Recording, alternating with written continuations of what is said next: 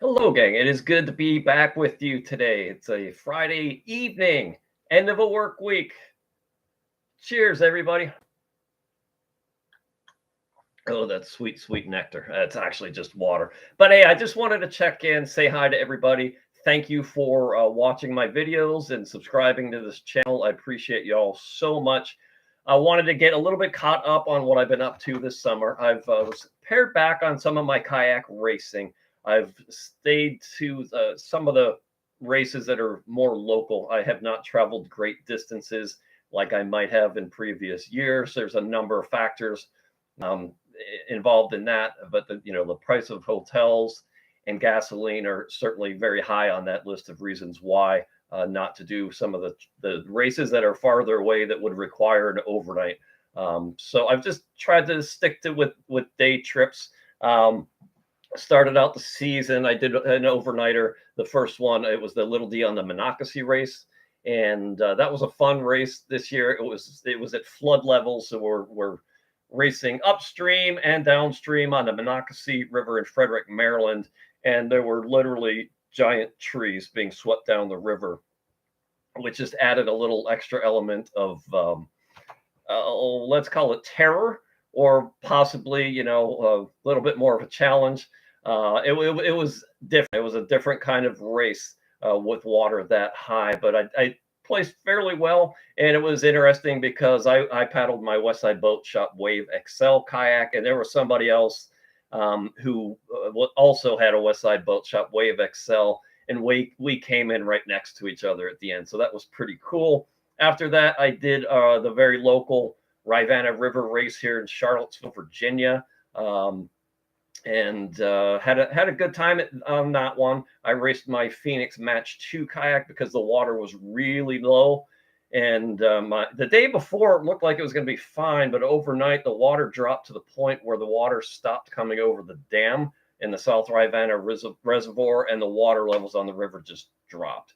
So I made a race day decision to paddle the Phoenix Match 2. I knew I was going to bump and scrape, and sure enough, I did. And I was glad I had that boat because it's a pretty tough boat, and it held up really well. I think I came in third overall in that one. Paddling buddy Dave took first place. He was racing his Epic 18X kayak, and unfortunately, toward the end of the race, he hit a rock and it punched a hole in the stern of his kayak. So he actually went across the finish line sinking a little bit. It looked like he was popping a wheelie, and I was looking. I wasn't really quite sure what I was seeing. I knew I was catching up to him a little bit, but it turns out he was sinking at the end. Good thing that boat, I think, had a rear bulkhead, so he wouldn't have completely sunk. But that was unfortunate for Dave. He raced a really good race. He had the far superior boat that day, and right behind him was John McHugh. At one set of rapids, I thought I might be able to get past John, but I couldn't. And in that race, having a rudder, or I should say, my having a lack of a rudder, made a huge difference because I'm so used to just paddling, and steering with my rudder and with my feet. And when you have a winged wild water boat with no rudder, you really got to lean more. You got to fight being pushed into the eddies. So it's a whole lot maneuvering to be done, as opposed to flat out racing. But I was happy with my performance in that. And then let's see, paddling friend Shelly paddled the Westside Boat Shop Delta in that race, and she took first place in the women's division. So that was pretty exciting. Boy, what race was after that? It would have been the Nelson Downriver race in Nelson County, Virginia. That was a fun race. They put us all on the water with a shotgun start. There's one guy who was a volunteer that ran the course that morning, and he looks for hazards and obstacles, and just that's when he times himself to go down the river. But he's doing a service to make sure it's safe and there are no obstacles. So he did that in the morning. Then the rest of us took off racing. The river was low. I got hung up on the very first rock. It wasn't even really a set of rapids yet. I just got hung up on a rock that was just underwater. I was in my Cobra Viper kayak. That boat's 17 feet long. It's plastic. It's heavy. It does not like shallow water and rocks. Plastic just tends to stick to rocks. So I hit and scraped and bumped and got stuck on a bunch of rocks, had to push myself off. But when I would get into the flats or open water, I just gave it everything I had because I figured everybody was going to be bumping and scraping rocks that day. All I could do is the best I could, get unstuck as quickly as possible, and then when there were no obstacles, just paddle as fast as I possibly could. So that's what I did. Got to the finish line. I felt pretty good about the race, but I felt exhausted because it was a much more physical race than normal, just because you spend so much energy getting off rocks and unstuck. But I didn't know until at the award ceremony that I ended up winning that race by 1 second, and that's a really interesting experience to know it was that close when the other person you're competing with isn't on the water, because it just taught me there's a whole mental aspect to this sport that cannot be overlooked. It's you have to stick with it and do the best you can at every second, every stroke. Just do the best you can, because you never know what somebody else is struggling with on the river. You never know when you're going to get stuck and they're going to pass you, or they're going to get stuck and you can catch up to them. You just keep going. You do the best you can. If you enter a race and you're not there to win it, that's fine. Do your own thing. But if you're a competitive paddler, just never stop believing, never quit giving it all you have, and doing your best, because you just never know. Sometimes it just works out for you. And it worked out for me that day. So I was very happy about that. Then I did something called the Islander Regatta, which is in Matthews, Virginia, and it was not a race. It was just a paddle around Gwynn's Island, and that was cool. I had never done that before. It's a really beautiful part of Virginia. That was a lot of fun. So check out the Islander Regatta put on by the Matthews Outdoor Club. I'll be there next year. I think I'm going to go back just because it's fun. It's not competitive, and it was just a good day on the water with really, really good people. I experienced my first kayak pin this summer. I was with paddling friend Pete on the Shenandoah River, and I think it was 4th of July weekend. Again, I was back in my Phoenix match 2. And we were getting toward the end where they had torn out a dam years ago.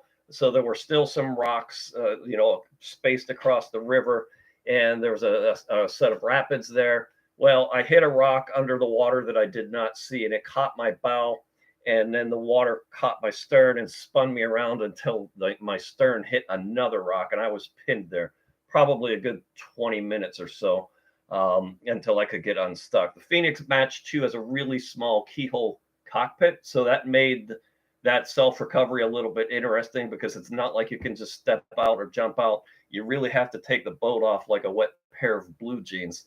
So I waited for Pete to I waved to him right away and said I need help. He came up river, and once we were close enough where we could communicate verbally, I just said, "Hey Pete, I'm going to throw you my paddle, catch that, so I don't have to worry about that."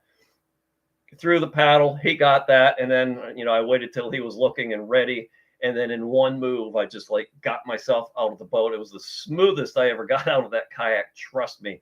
I am an old man. I usually grunt and groan and struggle getting out of that thing, but I was highly motivated in that particular instance, and I just got out in one fell swoop, and the boat did not pop up and wash over the rapids. It stayed right where it was. So that was fortunate too, and I was able to get out safely. That was a unique experience, and it really taught me some humility. And I learned that conditions on the river, your situation on a river can change just like that. 1 minute you're fine, the next you're pinned against a rock. So don't do this stuff alone. If you're doing rapids or a section of river you've never done before, always go with somebody who's experienced and has done it before, who can guide you. That day for me was Pete. Pete, thank you, brother. I'm so glad you were there with me that day. We did the Crosswind Cup last month. It used to be the Richmond Paddle Cup. Now it's called the Crosswind Cup. It's by the Crosswind Foundation. They are a nonprofit where they just do charity fundraisers to help inner city kids get on the water and experience paddling and paddle boarding for the first time. So that's a good cause. Paddling buddy Dave and I were duking it out on that river that day, and we started out fairly even for the first, I'd say two miles, and then he got ahead of me at a buoy turn upriver. You start out paddling upstream, you go around the bridge pier and come back. Going around that bridge pier, he put some distance on me. There was a bit of a gap, but I was able to keep him in sight and reel him back in. And then right at the end, I was actually kind of rode up on his wake a little bit, and then kind of did the slingshot around him. And I saved enough energy at the end to go on a full blown sprint, and that's what I did. And I was fortunate enough to beat Dave by a few seconds that day. He did a really good job. He was in his stellar SES, not the SEI, but the SES. That's a fast boat. He's a fast paddler, true competitor. We had fun, and check it out for next year. It's the Crosswind Cup. It's on Paddle Guru. It's a lot of paddle boards. There were, I think, 6 or 7 kayaks and surf skis. There was an Epic V9 there as well, and then some people in plastic wreck kayaks. But it's fun, and I think there should be more kayakers out there next year. We need to get the kayaking community better represented at that particular race. And then I've been doing something really, really new for me this summer, and that is I got the old K2 Struer K2 training boat back on the water. That was the boat that the Wanda Canoe Club up in New Jersey gifted to me. And thanks to my buddy Joey Schott over at Turning Point Boat Works, we restored that, got it back on the water, and paddling buddy Dave and I have been training in it together. And it's I was really skittish at first because I've never really paddled a tippy boat in a K2 with another person.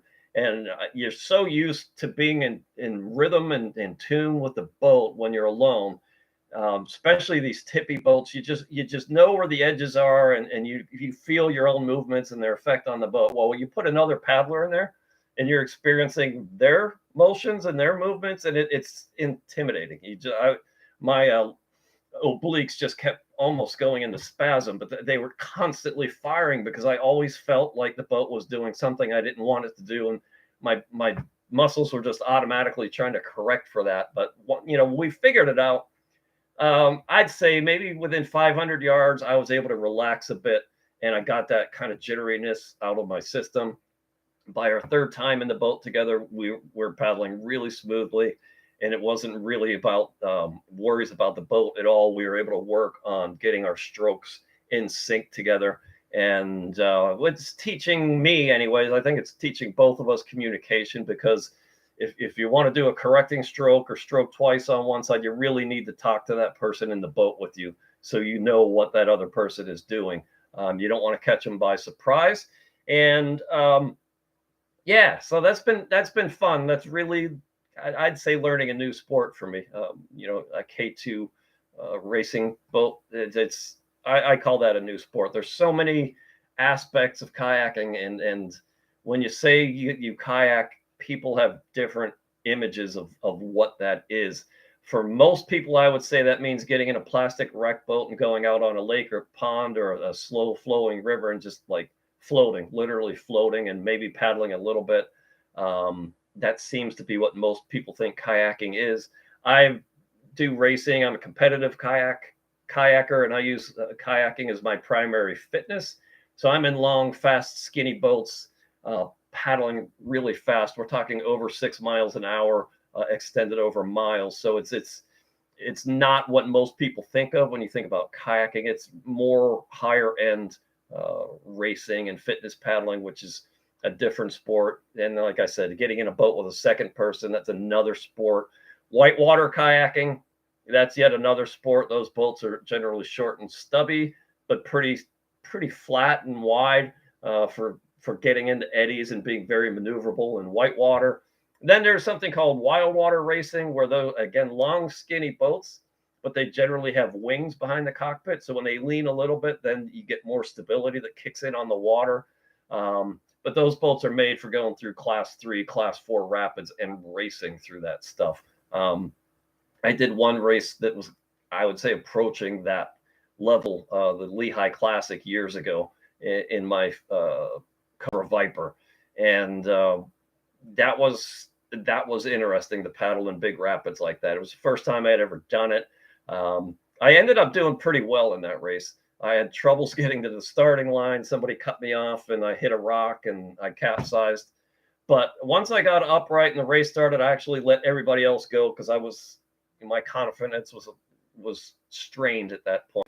I just let everybody else go and I said, okay, I want to survive this race. But once I got going and got used to the bigger water, I just busted into my racing paddle speed again, and I did fine. And that race, I ended up being the first plastic boat across the finish line, only behind. It was either 2 or 3 actual high-end carbon fiber true wild water boats. So I actually felt really good about that race. But that's I'm too old for wild water. I've lost my edge. My tolerance for risk is declining every year, I find. So I don't think I'll ever become a true wild water racer. The gym. I've been hitting the gym too, talking about fitness and health.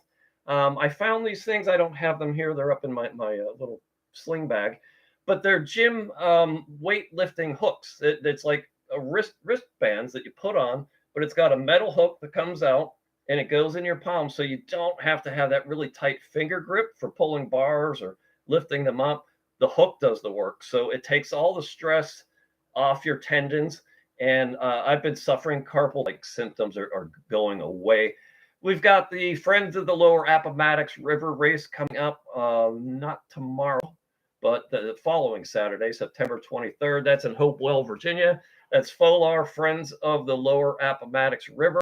That is a fun race on the Appomattox River. As you might imagine, it's a 10-miler. This year, it's going to be paddling downstream because that's the way the tide will be going. Last year, it was an upstream paddle. I haven't quite chosen my boat for that one yet. I'll probably go with my Westside Boat Shop Marauder, but I'm also going to take the Westside Boat Shop EFT Sleek to that race. So again, I'll make a game day decision. I might take another Westside Boat Shop with me, just to have a choice once I get there. So once I see the water conditions, I can choose a boat, and B, because at the finish line, I'm a sponsor of the race, and I want to have some Westside Boat Shops there. So if you're into kayaking and you want to paddle one of these boats, come to Hopewell, Virginia on September 23rd at the finish line of the FOLAR race, the Paddle Battle, and I'll have some Westside boats there for you. All I ask is just sign a quick release form and then go paddle the boat, check it out. I'll definitely have the EFT Sleek there. I'll most likely have the Marauder there. And I might throw a third one on there, maybe the Thunderbolt X or the Wave XL. But if you want to test paddle a Westside boat, and you can meet me there, get in touch with me this week and let me know which boat you would like to paddle, and I'll throw that one on the truck and take it with me so you can get a test paddle in.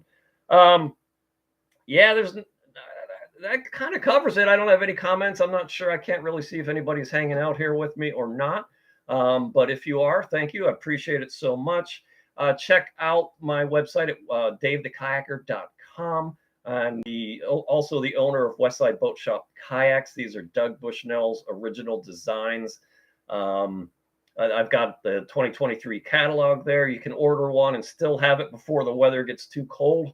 And then you can have a fully decked training kayak that you can skirt and stay warm and be protected from the elements this fall and winter in your training. davethekayaker.com, Westside Boat Shop, catalog link in the upper right of that page. And then you'll also see up there a classified section for used Westside Boat Shop kayaks right now. These are on consignment. They're other people's boats. I'm just listing them to help these people find new owners for them. I've got a Javelin K1, an X-Par missile. The X-Par is out in California, north of San Francisco. The Javelin, I think, is in New York. And then there's a Solander also in the Finger Lakes region of New York. So there's 3 used Westside Boat Shops there. Excuse me. If you have an old Westside Boat Shop kayak and you would like to trade it in on a new one, I'll give you an allowance for that if it's one that I don't have and if I can use it as a demo boat. Otherwise, I'll post it in my classified section and help you try to sell it. I would like to become the place where Westside Boat Shop kayaks are really bought and sold and traded because it's a wonderful brand. I want to keep Doug Bushnell's legacy alive. I talk to Doug about every 6 weeks. He's doing well. He says thank you to everybody who has bought boats from him and my customers who are now buying boats from me. It means a lot to him that we're keeping this going and that we're keeping his boat designs innovating and alive and well. And these are some of the best training boats, racing boats you can get your hands on. He designed some of the best boats there are. So I was pleased that I was able to keep it going. It's Westside Boat Shop kayaks, now available from DaveTheKayaker.com. Pretty much all the races I've talked about here, I've done video on, and you can find all of those as blog posts at DaveTheKayaker.com. And yeah, check out all that stuff. Great. I have some great boats, great designs, and I hope to see you in Hopewell, Virginia on September 23rd for the Lower Appomattox Paddle Battle. And I'm not getting any chat messages or anything, so I think I'll leave it right there and sign off for the week. Thank you so much. Thanks for hanging out, and let me know if you want to do this again. I kind of find this Friday after work time frame seems to work pretty well. It kind of helps me do something a little bit geeky, but kind of ease into the weekend and, and chat and interact with some great people. And I appreciate it. So thank you so much. Until we talk again, love this sport, take what it has to give you and pay it forward.